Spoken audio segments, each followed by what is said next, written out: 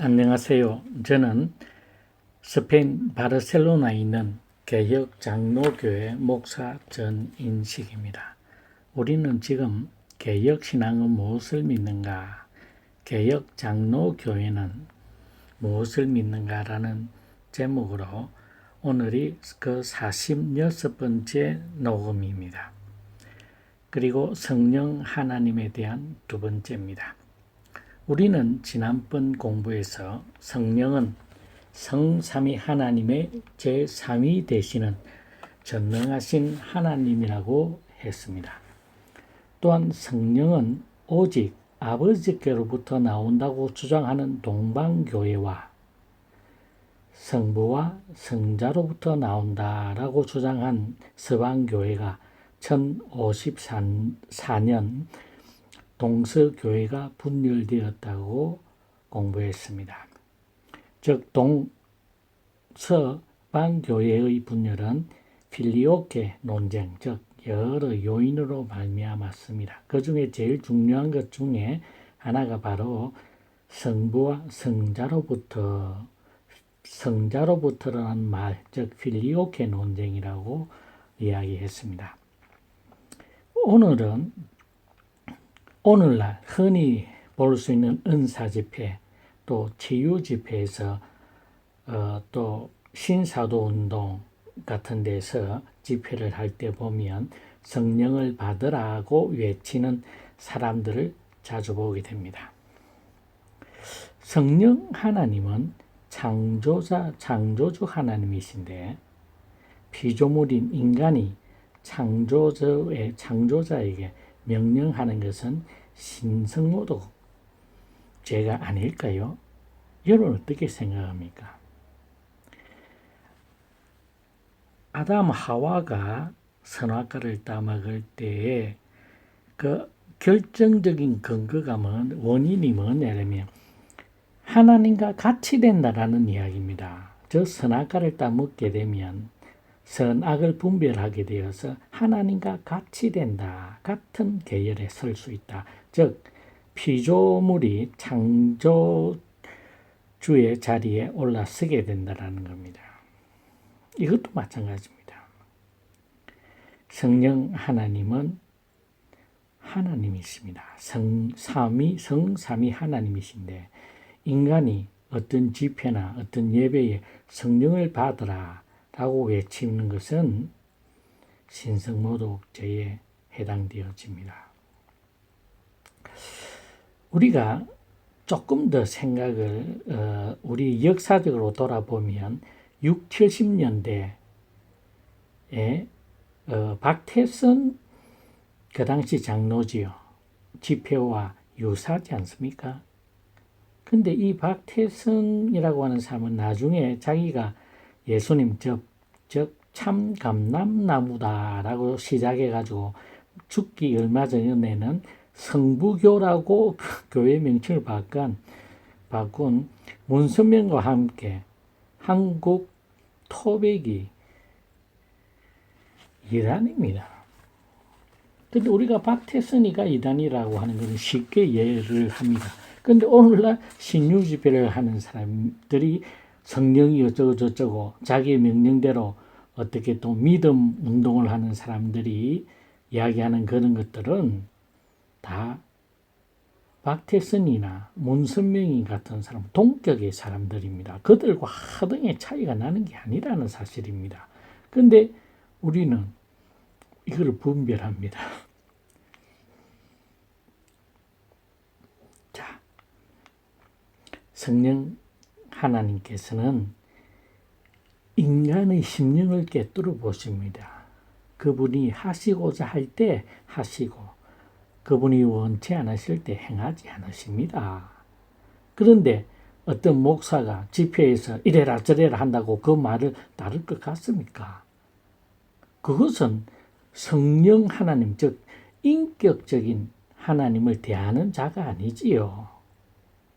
마치 알라딘 램프에 나오는 그 마술 램프의 종 같은 그 램프의 주인에게만 복종을 합니다.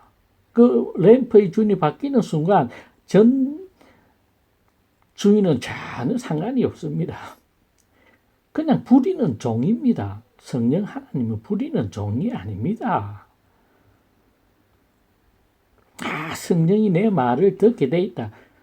무슨 참 말도 아닌 소리를 하고 있는데 그런 사람들을 갖다가 불의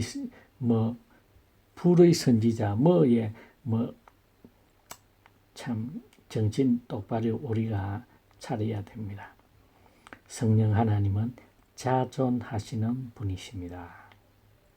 그런데 인간의 말을 이래라 저래라 인간이 이래라 저래라 한다고 그걸 듣는다고 한다면 그분이 이야기하는 그 사람이 이야기하는 건 성령이 아니죠. 악령이죠. 우리가 반드시 잘 분별해야 됩니다. 인간의 모든 사역은 그분이 말씀을 통해 역사하시도록 오직 말씀 선포하는 데 제한되어야 합니다. 모든 인간은 성령의 수종자가 아니라 성령을 부리는 자로 행하는 것은 오만방자한 인간 교만의 극치입니다. 모든 하나님이 종이라고 이야기하잖아요. 성령 하나님의 종입니다. 그래서 자신의 메시지가 아니라는 확신이 들었던 말씀을 선포할 때 순전한 말씀의 선포가 이루어지는 것이라고 기독교 강요 제4권 8장 3항에 기록되어 있습니다. 오늘 아니면 주일 내가 선포할 메시지가 나의 것이 아니다는 확신이 들었을 때 그 말씀을 선포할 때 순전한 하나님의 말씀의 선포가 이루어지는 것이라고 칼빈은 강조했습니다.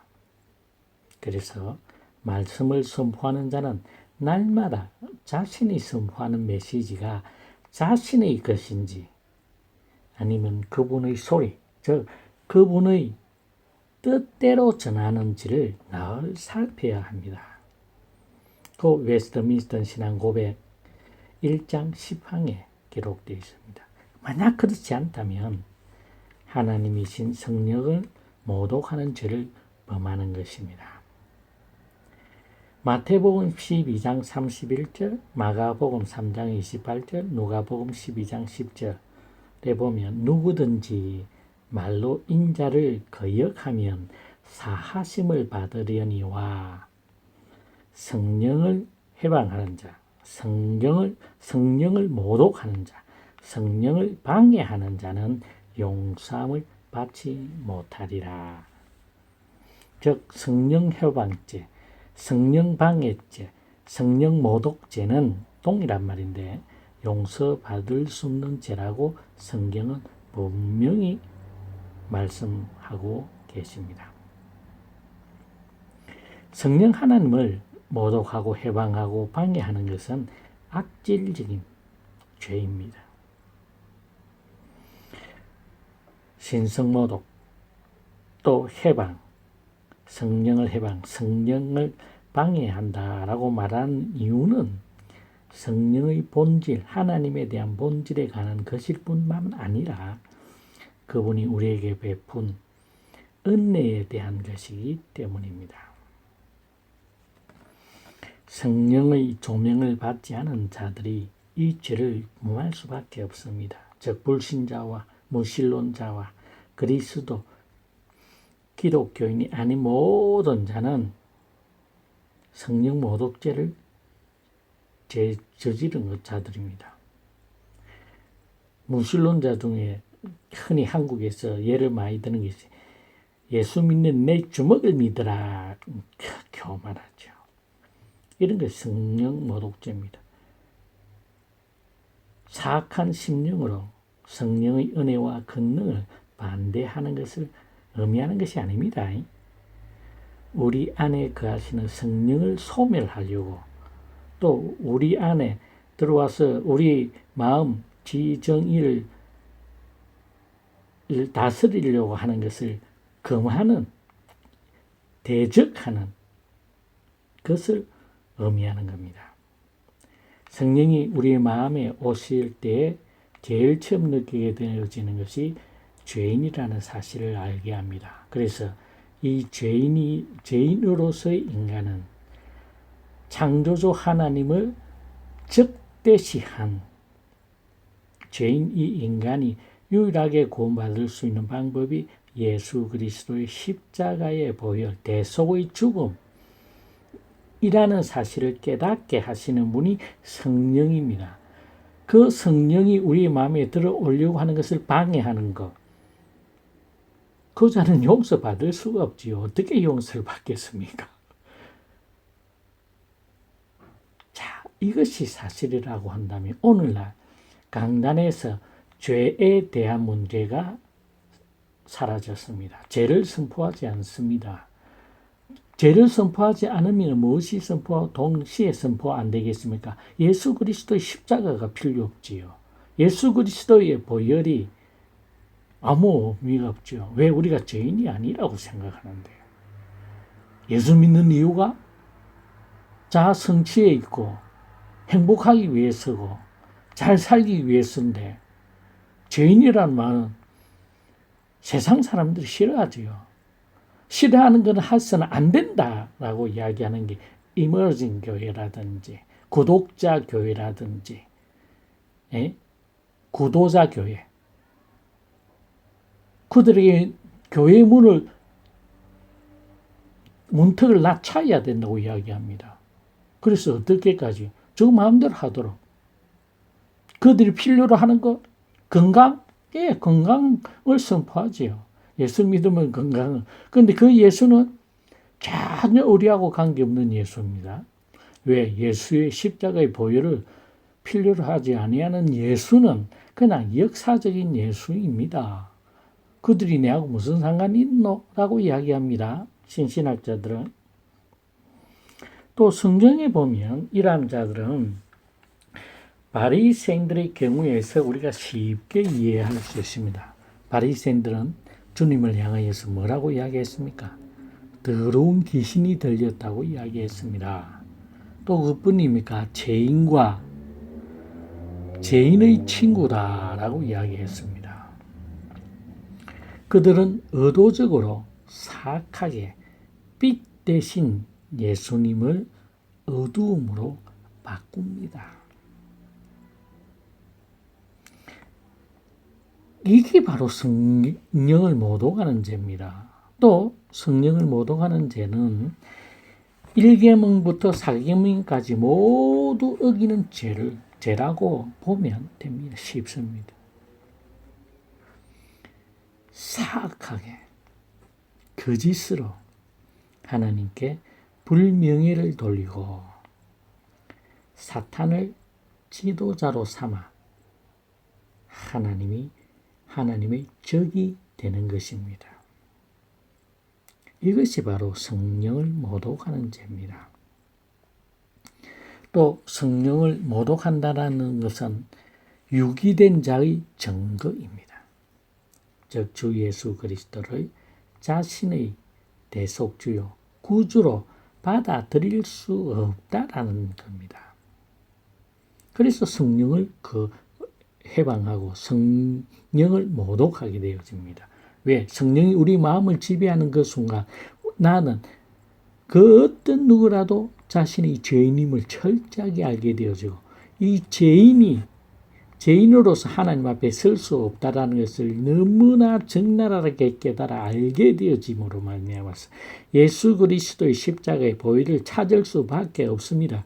그래서 내가 죄인을 인정한다라고 하는 것은 나 스스로는 하나님 앞에 설 수 없다. 영원히 지옥 형벌을 받을 수밖에 없다라는 사실을 앞에 직면하게 되어집니다. 그래서 이 사실에서 벗어날 수 있는 유일한 방법이 내가 어떤 짓을 했어가 아니라 예수 그리스도의 십자가의 대속의 죽음을 받아들일 때만 가능합니다. 그래서 세상의 철학이나 윤리, 도덕 그 어떠한 것도 인간의 궁극적인 문제인 이 죄의 문제를 해결할 방법이 없습니다. 바로 이 죄의 문제에서 모든 인간의 생사하복의 모든 문제가 여기서 다 발생합니다. 그래서 인간의 궁극적인 문제는 죄의 문제를 어떻게 해결하느냐입니다. 기독교 외에 이 죄의 문제를 해결할 방법이 철학, 심리학, 뭐를 갖다 대도 아직까지 단 한 번도 없습니다. 어떠한 학문도 우리 죄의 문제를 무시할 수는 있습니다. 그러나 그도 마지막 죽는 날에는 또 니체같이 신은 죽었다고 그렇게 당당하게 외치던 자가 자기가 임종할 시에 창문으로 들어온 빛 한 줄기가 겁이 나서 그것도 용납할 수 없었던 비참한 모습으로 죽어가게 되어집니다. 아무리 신이 없었다라고 할지라도 죽는 그 순간의 모습들이 그가 얼마나 비겁한 인간이었는가를 적절하게 적나하게 보여줍니다. 그래서 성령을 해방한다라고 하는 것, 성령을 모독한다는 것이 얼마나 무서운 것이라는 것을 알아야 됩니다. 그런데 오늘날 교회에서 죄에 대해서 이야기하면 교인이 떨어지기 때문에 그 설교를 안 합니다. 강단에서 또 대표 기도할 때 죄에 대한 고백이 없습니다. 죄에 대한 회개가 없습니다. 그건 교회가 아닙니다. 루터는 말하기를 세상에는 두 종류의 인간이 있다. 한 종류는 용서받지 못한 죄인, 또 다른 종류는 용서받은 죄인입니다. 우린 용서받은 죄인입니다. 그렇기 때문에 우리는 죽는 그날까지, 하나님 앞에 서는 그날까지 우리의 죄에 대한 고백이 있어야 되고, 죄를 가장 싫어하는 것, 그것이 죄를 싫어하는 사람이 그리스도인입니다. 죄를 하나님께서 제일 싫어하시기 때문입니다. 하나님이 제일 싫어하는 것은 죄입니다. 죄입니다. 왜? 죄라고 하는 것은 하나님과 같아지려고 하는 겁니다. 피조물이 창조주 하나님과 같아지려고 하는 것 자체가 하나님에 대한 대역죄인입니다. 성경에서 말하는 죄라고 하는 것은 각 나라에서 이야기하는 형법상의 죄를 이야기하지 않습니다. 하나님에 대한 적대적인 반역. 그래서 그 반역자는 어떤 왕이라도 그는 능지처참에 처형해야 될 죄입니다. 그것이 하나님의 공의입니다. 그 하나님의 공의를 누구도 뜰 수 있는 유일한 방법이 하나님께서 인간에게는 없기 때문에 하나님께서 친히 준비하셨습니다. 바로 여인의 후손과 뱀의 후손의 싸움. 그래 뱀의 후손이 여인의 후손의 발꿈치를 물 때 여인의 후손은 뱀의 후손의 머리를 박살냅니다. 그 사건이 바로 십자가의 사건입니다. 그래서 우리는 십자가를 통해서만 주 예수 그리스도의 대속의 은혜로 말미암아서만 우리는 구원받을 수가 있습니다. 그 구원받은 자의 특징이 뭡니까? 성령이 내 마음에 임하셔서 나의 지, 정, 의를 지배하기를 원하십니다. 그게 우리가 화답해서 우리의 문을 열어줄 때입니다. 그리고 우리가 그 성령 하나님께서 나를 온전히 지배하셔서 하나님의 뜻을 마음의 소원을 가지고 행하게 하신다라고 이야기하고 있습니다. 그래서 성령을 모독하는 자는 주 예수 그리스도를 자신이 구주로 받아들일 수도 없고 또 받아들이지 않기 때문에 하나님으로부터 어떤 도움을 받지도 못합니다. 그래서 하나님 앞에 하나님 눈에 선한 일을 행할 방법이 없습니다. 그런데 성령에 의해서 중생된 자는 이렇게 무시무시한 성령 모독죄, 해방죄를 범할 수가 없습니다. 왜? 중생 자체가 그것을 의미하는 겁니다. 그것은 돌트 신조 5장 4항에 기록되어 있습니다. 하나님은 유기된 자들을 계속 죄 짓도록 내버려 두시는 것이 하나님의 가장 큰 징벌입니다. 하나님은 유기된 자들을 계속 죄 짓도록 내버려 두십니다. 그러나 하나님의 백성들은 그가 돌아올 수 있도록 해초리와 모든 것을 준비합니다. 그래서 그리스도인들에게 한 가지 묻는 질문이 있다고 하는 것은 맞고 말 들을래, 안 맞고 말을 들을래, 하나님 말씀대로 할래, 두 개 중에 한 개입니다. 하나님의 백성으로 하나님이 기쁘신 뜻에 의해서 영원전에 창세전에 나를 선택했다고 한다면 그냥 하나님 말씀대로 순종하십시오. 그것이 평탄한 삶을 사는 길입니다. 아니라며 마음대로 뻗나가 보십시오. 만약에 당신이 유기된 자라고 한다면 그 일을 하다가 그 일에 지쳐서 영원한 형벌을 받을 수밖에 없을 겁니다. 그러나 하나님께 당신이 선택받은 자라고 한다면 이리 맞고 저리 맞고 두드리 맞고 온몸이 상해서 고통 중에 돌아올 수가 있습니다. 그거는 여러분 선택하십시오. 자신 몸이 고생합니다. 사도 바울과 사도 베드로를 보면 사도 바울은 핍박자요, 행악자요, 해방자였습니다. 그가 다메섹 도상에서 주 예수 그리스도를 만나고 그 이후로 많은 시간 동안 두문불출하고 하나님의 말씀에 대한 것을 깨달았고 또 이제 완전히 변화되어서 하나님의 수족같이 되었지만 그가 받은 고통을 생각해 보십시오. 사도 바울만큼 사실 고생 많이 한 사람도 없습니다. 수고를 많이 했습니다. 또 그런 사도 바울에게 삼층천까지 하나님께서 하늘 보좌에 앉으신 보좌 우편에 앉으신 주 예수 그리스도를 체험할 수 있는, 볼 수 있는 기회가 있었습니다. 그 자신에게 있는 가시를 위하여서 3번을 기도했지만 하나님께서 내 은혜가 네게 족하다.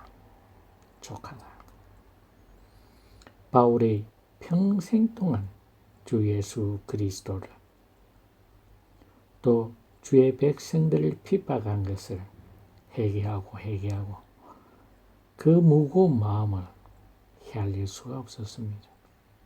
그래서 교회에 남은 고난을 자기가 받는 것조차도 하나님께 영광스럽게 생각했습니다.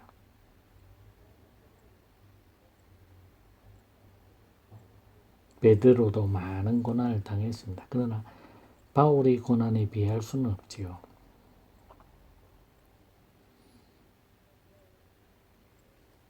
성령 하나님은 또한 중생의 저자이십니다. 하나님의 기쁘시고 선하신 뜻에 의해 영원전에 창세전에 택하신 하나님의 자녀를 부르시는 사역, 그것을 중생이라고 이야기합니다. 으로 시작해서 성도의 견인까지 끝까지 이끄시는 분은 성령 하나님이십니다.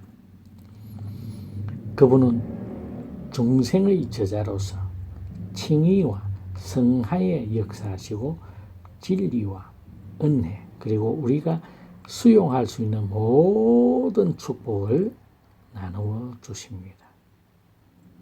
그 나누어 주시는 기준은 자신의 온전하신 기쁘신 뜻에 의하여서 원하고 바라는 자에 의해서가 아니라는 사실입니다. 주권자는 성령 하나님이십니다. 우리에게 은사를 주시는 것도 성령 하나님의 뜻대로입니다. 우리에게 그 모든 하늘의 신령한 복들을 나누어 주실 때도 그 기준은 성령 하나님의 뜻대로입니다. 저나 여러분들이 원해서가 아니라는 사실입니다. 기독교 강요 1권 13장 14항에 기록되어 있습니다. 또 중생시키시는 성령의 사역은 물과 성령으로 거듭나야 된다고 주님께서 니고데모에게 말씀하셨습니다. 요한복음 3장 8절입니다. 우리는 중생의 제자이신 성령의 사역에 온전히 순종해야 합니다. 바로 그 순종이 계명을 지키는 것으로 나타납니다. 성령께서 우리가 하나님의 뜻을 행하기를 마음의 소원을 가지고 나의 손을 행하는 게 하심으로써 하나님의 계명을 지키게 하신다고 합니다. 억지로 시키지 않습니다. 성령 하나님께 우리가 순종하게 되면 하나님의 깊은 것까지도 통달하신 성령 하나님께서 하나님의 뜻을 행하게 하시기 위해 우리의 마음에 소원을 가지게 한답니다. 우리의 마음에 소원을 만들어 준다는 겁니다. 그 소원을 그대로 행하는 것. 그 소원대로 내가 원하는 바라는 그 소원을 행할 때에 뭐를 한다고? 하나님의 계명을 나도 모르게 기쁘고 즐거움으로 지키게 됩니다. 인간의 노력과 인간의 능력으로서 하나님의 계명을 우리는 지킬 수 없습니다. 그러나 성령 하나님께서 나의 마음에 정의를 주장하시고 우리의 영이 그 성령 하나님의 영에 온전히 굴복하고 순종하여서 할 때 성령 하나님은 우리의 마음에 소원을 갖게 하시는데 그 소원이 뭐냐라면 하나님의 계명을 지키게 할 수 있는 힘과 의지를 주신다는 사실입니다. 기가 막힌 일이 있지요. 그래서 우리 장로교에서 개혁신앙에서는 인간이 구원에 있어서 할 것이 아무것도 없다. 성령 하나님과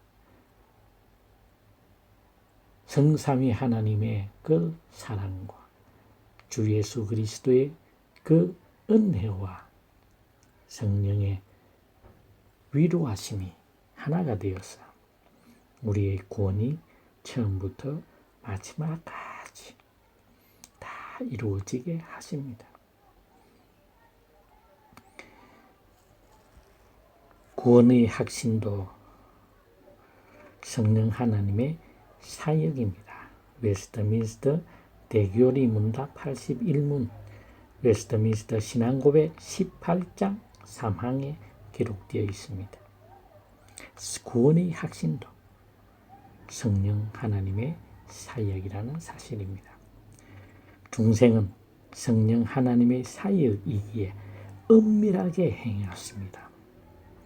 인간에게는 불가해한 방법으로 신비적으로 행했습니다. 그런데 이 신비적이고 은밀한 것을 어떤 이단들은 구원의 날짜, 구원받은 날짜, 중생의 날짜를 알아야 된다고 거짓혈을 놀리는 자들이 많이 있습니다. 박옥수, 구원파 이단들은 다 여기에 포함되어집니다. 절대 속지 말아야 됩니다. 어디 성경에 구원의 날짜를 알아야 된다는 게 있습니까? 중생에 대한 성령 하나님의 사역은 은밀하게, 참 우리가 깨닫지도 못하는 사이에 고백하고 나서 나를 돌아볼 때 하나님께서 나를 인도하셨구나라고 알게 되어지는 것이지, 매달 맺지 맨날 맺지, 그거는 사도 바울 같은 경우에는 알겠죠. 예, 다메섹 도상에서 그 날짜, 그 예수님을 만난 그 빛이신 예수님을 만난 그 날짜를, 그 시간을 정확히 알 수 있을 겁니다. 그런데 그 외에는 없습니다. 베드로가 구원받은 날짜가 몇월 며칠입니까? 베드로가 알았을까요? 다른 12사도는 어땠을까요? 제자로 부름받은 자들로 그 날짜로 한다 이라면 가룟 유다는 어떻게 이야기하지요? 가룟 유다도 똑같이 12 중에 제자로 선택받았습니다. 그러나 그는 제 길로 갔습니다.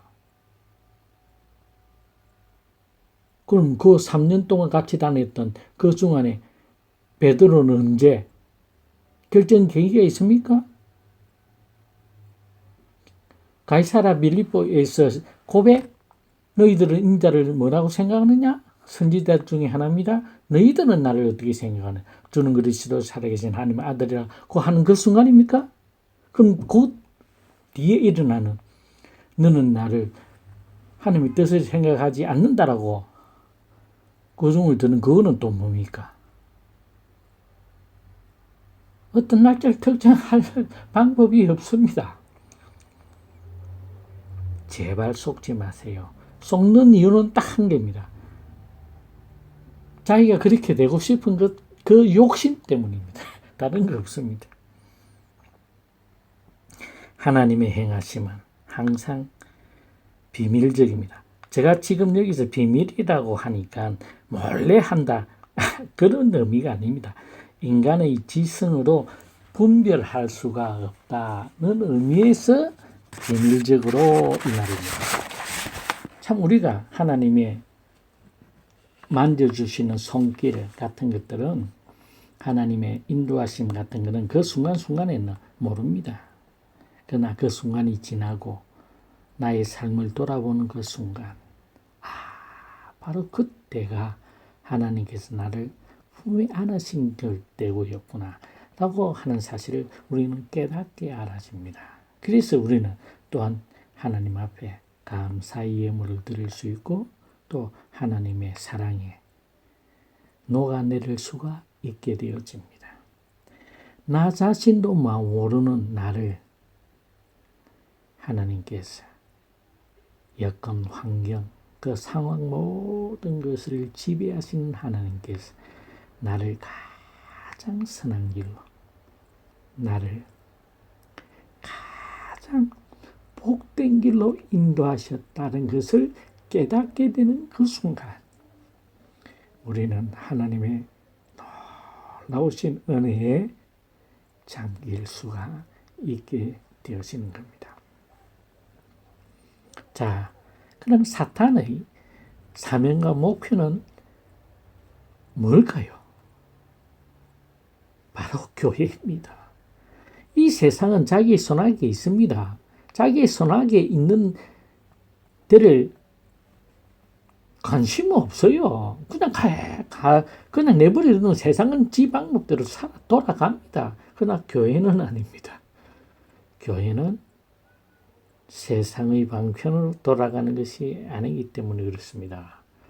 교회는 하나님의 뜻에 따라서 움직이는 곳입니다.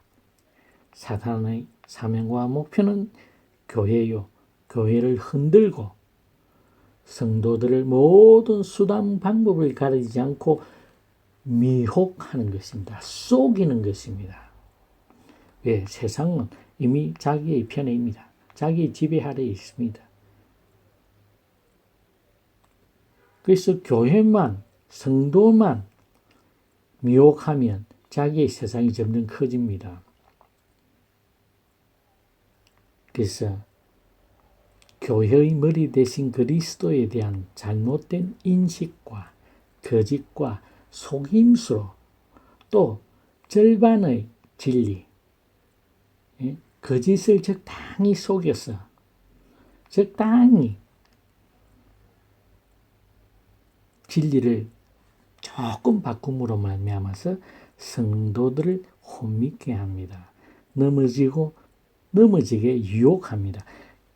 사탄 자기 스스로가 어떤 공격을 통해서 하나님의 교회를 무너뜨릴 수 있는 방법은 없습니다. 그러나 하나님의 하나님의 백성들 속에 있는 아직까지도 제거되어지지 아니하는 욕망을 통해서 세상적 관점을 통해서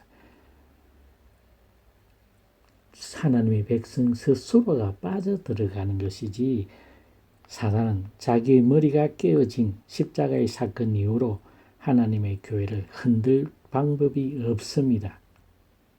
그러나 그 교회에 포함 속한 지체들이 자신의 욕심에 이끌려서 사단의 거짓말에 속아 넘어가고 사단의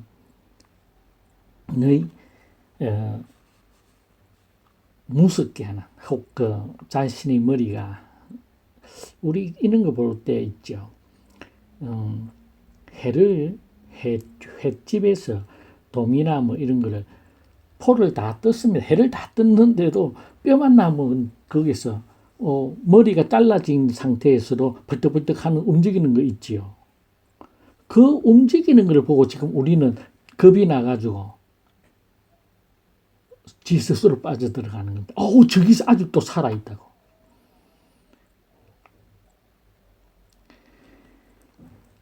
그래서 성령 하나님은 진리의 영입니다. 사탄도 영입니다. 바로 거짓의 영이요 거짓의 아버지입니다. 아비입니다. 우리가 진리를 정확하게 알지 못할 때 쉽게 거짓의 영인 사탄에게 속아 넘어져 갑니다. 바로 하와처럼. 거짓의 아비인 사탄은 달콤한 거짓에 아담에게 하와에게 한 거짓은 뭡니까?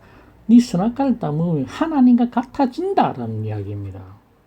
그러면 오늘날 우리에게 주어진 사탄의 달콤한 이유로 네가 예수 믿는 척 11조 잘하면 예배 참석 잘하면 축복받는다 하는 겁니다. 근데 성경에는 그런 거 없어요. 11조 잘하고 헌금 잘하는 건 기본입니다. 하나님의 백성들로서 당연히 살아야 될 겁니다. 그런데 그게 복의 조건으로 되어지는 순간 우리의 올무가 되어진다는 사실입니다. 자, 이 거짓말을 당했을 때 네가 이렇게 하면 이렇게 된다라는 말을 조건부를 달아가지고 성경 말씀을 살짝 바꿉니다. 이 바꾸어진 진리에 이 반진리인 거짓된 진리에 우리의 육신의 정욕과 안목의 정욕과 이생의 자랑이 합쳐지는 그 순간 우리는 넘어지고 자빠지고 다리 몽디가 부사지는 순간이 바로 그때입니다. 사탄 스스로는 우리가 사탄의 소리에 길을 막고 있는 그 순간 절대로 하나님의 교회와 하나님의 백성을 미혹할 방법이 없습니다. 그러나 아직 이 육신의 몸을 입고 있는 옛 생활의 관습이나 습관이 우리의 몸에 배어있는 육신의 정욕, 안목의 정욕, 이생의 자랑이 아직까지도 우리의 마음을 지배하고 있는데 여기에 연결되어지는 순간 사탄의 거짓말은 우리를 넘어지게 하고 자빠지게 합니다. 자신의 정욕에 지가 도둑놈 지발제린다고 자신의 정욕과 안목의 정욕, 이생의 자랑에 의해서 넘어질 수밖에 없습니다. 그래서 성경은 하나님의 백성들에게 위의 것을 보고 위의 것을 추구하라. 하늘의 것을 추구하라. 왜? 세상의 것은 육신의 정욕이요, 안목의 정욕이요, 이생의 자랑에서 오는 것이기 때문에 너희들은 위의 것을 추구해라. 왜? 너희들은 하나님의 백성들이기 때문에. 자, 사단은 거짓의 영입니다. 거짓의 아비입니다. 그가 아무리 그렇다 하더라도 십자가 사건에서 그의 머리가 박살이 난 상태입니다. 그래서 주의 몸된 교회를, 주의 몸된 주의 백성들을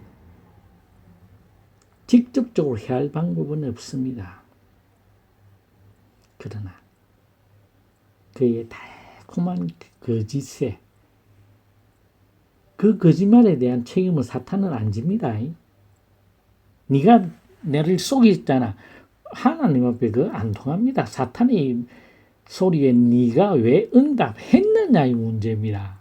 결국 우리의 옛 사람 속에 있던 세상이 주는 것, 세상을 향하였던 우리의 육신의 정욕, 안목의 정욕, 이생의 자랑에 그 사탄의 거짓말, 달콤한 그 미끼가 합쳐졌을 때 우리 스스로의 정욕에 의하여서 넘어지고 자빠지는 겁니다.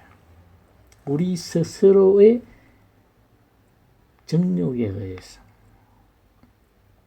분명히 하시기 바랍니다. 자, 오늘은 여기까지 하겠습니다. 한 주간 동안 주님과 함께 깊은 교제와 친밀한 관계로 승리하시는 하루하루 시간 분초가 되시기를 간절히 바랍니다. 감사합니다.